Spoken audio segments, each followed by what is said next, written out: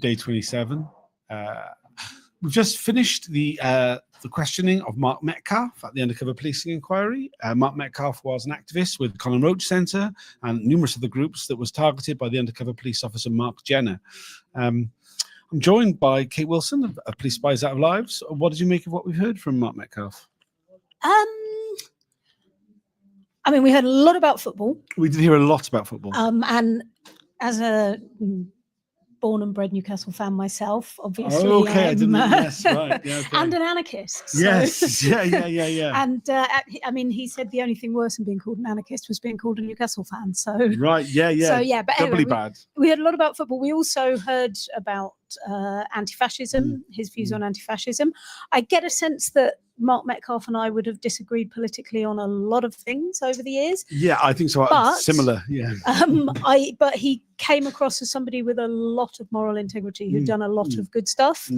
And I guess kind of continuing in the vein of a lot of the stuff we've heard at this inquiry of how it has really made me think differently about a lot of the groups that I wouldn't have given the time of day back in the day. Because of ideological differences. I think it's an important thing to say because I think that people, like young people, are still embroiled in these ideological differences. And I think looking back on 20 years and realizing we had bigger enemies is quite important. Yeah, absolutely. I mean, I think this is something which I think comes on to me quite a lot. I mean, there was a time I used to be quite sectarian about what I used to always refer to as last century's left. And, you know, I think a lot of in retrospect, a lot of that was largely pointless. I don't think I was particularly wrong necessarily. It's just that it doesn't. It's what's the purpose of it? Exactly. And like being able to look now and see the value of you know a lot of really.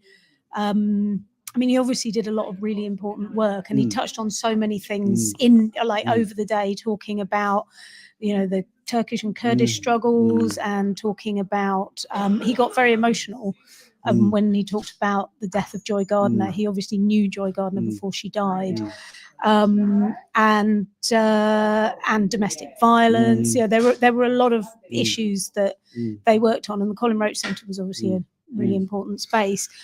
Yeah, I mean, just looking at what we've heard since the last break, we had a look at some of the other activities of Mark Jenner in terms of infiltrating trade union activities. And we knew already that he was the secretary of the Brian Higgins defence campaign, but also that he was a member of UCAT.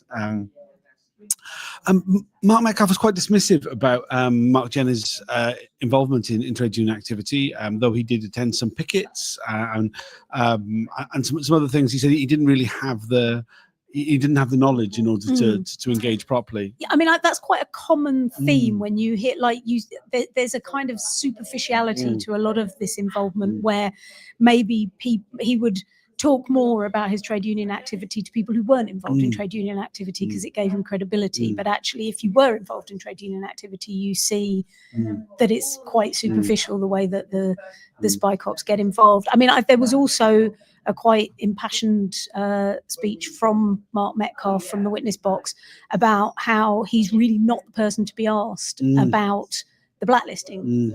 There was quite a lot of questions about blacklisting, which I mean, I kind of felt that like we're quite high level of like, oh, was there any information passed from the undercover police to the Consulting Association? And he's like, well, I mean. Yeah, he's like, I'm just not the person to talk about this. I mean, it wasn't even clear to me the extent to which Metcalf himself was blacklisted. But I mean, and we saw this yesterday as well. There were questions at the end about Steve Headley's own blacklist, and we've heard from other witnesses who were on the blacklist. I think Dan Gilman, who have all said like the man to ask about this is Dave Smith. He's been doing this for 20 years, and he really knows the details. And yesterday at the end, I noticed Mitting was kind of digging down into the details and the dates of the blacklisted files, maybe because he has been criticised and he is facing a judicial review over the decision not to call Dave Smith and the seeming disinterest of the inquiry in blacklisting. So So we'll see how that plays out. Yeah, I mean, the thing which Mark Metcalf was able to talk at length about in terms of blacklisting was the blacklisting of Brian Higgins, who's now sadly dead, who was a co-participant in the inquiry before his death. But the blacklisting of Steve Headley and the campaign around that. I mean, he went on a lengthy explanation of the fallout we had with Steve Headley. I mean, we learned a lot of history today. Yes. A lot of things that maybe didn't relate to the deployment of Mark Jenner, but were, I mean, you know, it's part of history. He was asked about the eventual closure of the Colin Roach Centre, about the falling apart of the resistance group as an organisation, and was asked, you know, what influence did Mark Jenner have on that? He was like, his body language was very dismissive, but he did say that, you know, Mark Jenner was of course influential within that. That Mark Jenner did agitate within the groups about certain issues. That we see the reports. They talked about the divisions that existed, the clash of personalities. Mark Metcalf said, yeah, there was big personalities in the group, but he never had any problem with falling out with people, with having political disagreements with people. He talked about the numerous articles back and forth that he had with Steve Headley about, you know, where he felt he'd sold out on a particular dispute. But he still managed to be in an organisation with him. The fact the organisation fell apart, I mean, he said, well, will it still exist now if it wasn't for Mark Jenner, or he thinks not? And I said, well, I personally think that there's another question beyond that of like, would it have lasted more years without Jenner? And it doesn't matter whether it lasted till now. And we see so many organisations that the undercover cops infiltrated that ended up falling apart. I mean, Mark Jenner joined the Colin Roach Centre in 95. In 98, it fell apart. It was a little over 3 years. I mean, I think we lived through the collapse of these organisations, and I've had some similar experiences myself. And for years, we've told ourselves a narrative about why those organisations collapsed. And I think the role that undercover officers might have played in that is not direct and it's not obvious. And that this is something that, when all the disclosure comes out from the inquiry, I think it's one of the things that it would be interesting to look into in more detail is, well, where do we see them, you know, pushing on these pivot points around, and also how, you know, not just the internal disputes within the organisations, but also how the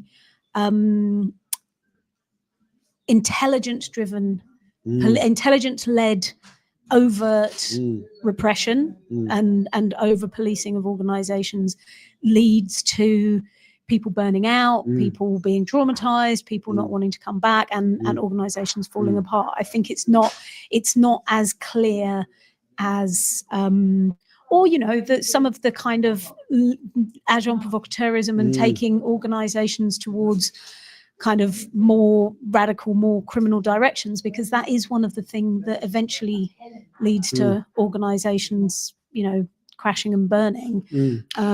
Absolutely. I mean, I think as well that there's an element of which these organizations, they're not institutions with lots of resources, and that they require being rebuilt on a very regular basis. You know, it's not just that like kind of, people fall apart, it kind of comes to an end. You need to constantly be recruiting in. You need new people coming in all the time. If that's distracted from, if that's undermined by the influence of an undercover police officer, then eventually the shelf life comes up for any sort of organization. And so it only takes nudges, really, because these are very fragile like kind of organizations. They don't have like the strength of or funding that, you know, other things might have. There were some other questions relating to the spy cops, and we heard about something that we heard during Alison's evidence the other day about when Mark Jenner, Mark Cassidy moved in with her, and we saw his excuses in the documents that he was giving in his own statement, but also in documents at the time, that she was his landlady, that you know, they had a communal house with a communal kitchen, all of this stuff. When in reality what he was doing was moving in with his girlfriend. One of the excuses that he gave was that Mark Metcalf had told him to move in with Alison because he didn't have a landline in the grotty place where he was living. And Mark dismissed it. Well, he didn't dismiss it. He said, you know, I've really thought about this. Like, what, you know, did I do that? Was it my fault? He said, yeah, he didn't have a landline. He was a pain in the ass to get hold of. And he explained that he sometimes had to call a guy who lived across the road and get him to go and knock on the door to get his attention. But that, and I mean, I had to laugh at some of the descriptions of the unreconstructed. Very unreconstructed. But yes, he did say that he would never have suggested that a man moved in with a lass in that way. And I mean, it boggles my mind, because if the police needed Mark Jenner to have a landline, they're the sodding Metropolitan Police. Just install a landline. It's just nonsense. If you need a landline for your deployment, you install a landline. You don't move in with some random woman. I mean, a nonsense. I mean, he also rejected the claim of Mark Jenner that Alison was not active within the Colin Roach Centre. Absolutely. And there was a couple of other bits and pieces around some of the stuff that Jenner had claimed that he rejected. I'm not sure what that was now. Sorry. I mean, he rejected a lot of what Jenner said, and he described a lot of his reporting as fictional. Yes, he said it was largely fiction. He was asked the impact it had had upon him. He said that it hadn't affected his politics in life generally, but it was obviously very wrong. That he was very angry about the fact that he didn't identify the fact that Mark Jenner was an undercover officer at the time. He talked about how the horrendous effect that it had on Alison, and the effect that so many of the undercover officers had both on the women and the families of the children whose identity they stole, and so many other things. I mean, it's been quite a long day. Mark Metcalf gave some very fulsome answers to a lot of the questions. He spoke very fast. Very fast. I would say my reporting on it was probably suffered a bit, partially because the speed of what was being said, but also the breadth of the topics that were being covered.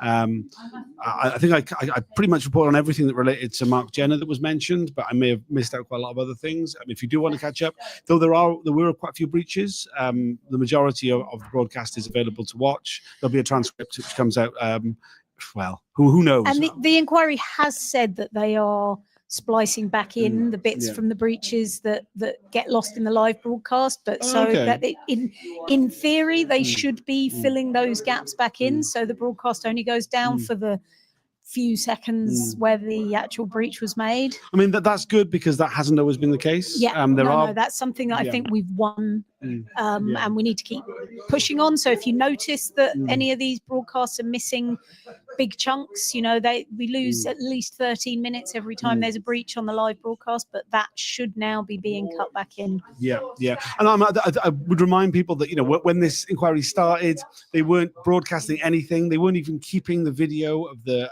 remote interviews with the undercover police officers. There's just a transcript. We've had to push every step of the way to get this stuff out. We used to have a YouTube rolling transcript. I remember we got actors to read it aloud in order to shame the inquiry into providing something a bit better. So we have made progress over the years. All right, we'll be back again tomorrow. Dr. Graham Smith will be questioned. He was another member of the Colin Roach Centre who was targeted by Mark Jenner.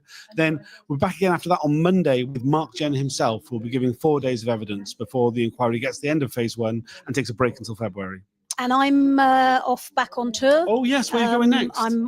I'll be at the Cowley Club in Brighton on Friday evening. We're then going to Norwich, and I'm going to get this wrong, so I'm not going to say where it is, but I will tweet it after we've done this. But yeah, I'm with the Caracol Bookshop, but I can't remember the venue, in Norwich. Nice. And then on Tuesday, we will be in Nottingham at the Sumac Centre. If anyone is around that area, we will have Mark Jenner's live evidence from that day broadcast. We're going to be projecting it onto a wall, and we're going to be filling the broadcast suspended and breaks with debate and discussion, and maybe some kind of pub quiz, Spike Ops bingo. We haven't really decided yet, but I think it's going to be fun. Nice. The Sumac Centre has been doing a lot of these broadcasts. Doing sort of like the Spike Ops TV, following the inquiry, showing the broadcasts as they happen, showing these videos when they happen. So if you're in the Nottingham area, really worth supporting, really worth going on. And if anyone would like to do something during the next round of hearings along those lines, then get in touch, because I think that it's kind of wearing being in London. I'm up for heading off around the country and doing something a bit more. Maybe you too could have a Kate Wilson in your area. I mean, in terms of the coverage of the inquiry, we always seek to try and improve it at each set. So when we come back in February, we'd like to improve the kind of the coverage that we're doing. So if you want to be part of that, if you're able to come down to the hearings and take part in this process or any other thing that you think might be a good idea, please get in touch. Please suggest things. Oh, and we've started, I don't know if anyone's noticed, we've started doing video clips of the evidence. So if anyone is following the evidence and you see examples of particularly good bits that are, iconic, clippable, then message us, let us know, and we will get those turned into video clips. Yes, absolutely, and share them when you see them on social media. Yeah, please share them, and please, you don't have to quote us or anything. Just take the video clips and share them as you please. I mean, that goes for these videos as well. Or anything that we produce. Please copy our homework. All right, cheers. Now I will see you again tomorrow at 10 a.m. for Dr. Graham Smith. Bye for now. Bye for now.